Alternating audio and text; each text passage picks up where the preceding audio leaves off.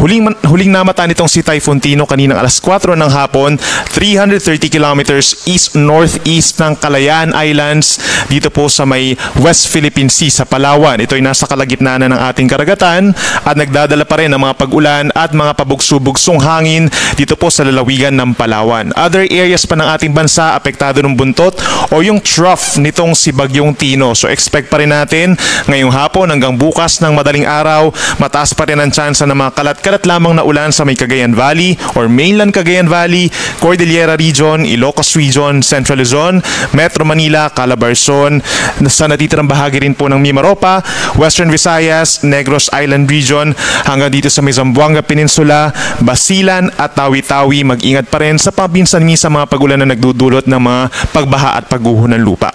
Habang natitirang bahagi naman ng Visayas, Mindanao, and Bicol Region, asahan lamang yung mga isolated thunderstorms but generally, fair weather conditions tayo overnight.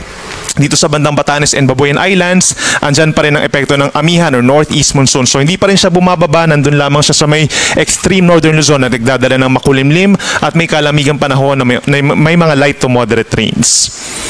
Base po sa pinakahuling track ng pag-asa, inaasahang kikilos itong si Bagyong Tino, papalayo pa rin ang ating kalupaan at lalabas ng ating area of responsibility either mamayang hating gabi or bukas ng madaling araw, moving west-northwest papunta ng central portion of Vietnam. Dun sa ating monitor na isa pang bagyo sa labas ng ating PAR, ito po ay malayo pa sa ating kalupaan, nasa south of Guam, 1,870 kilometers east of northeastern Mindanao. Taglay pa rin ang hangin na 55 kph, malapit sa gitna at may pagbugso hanggang 70 kilometers per hour at halos po hindi kumikilos dun sa kanyang kinalalagyan in the last few hours.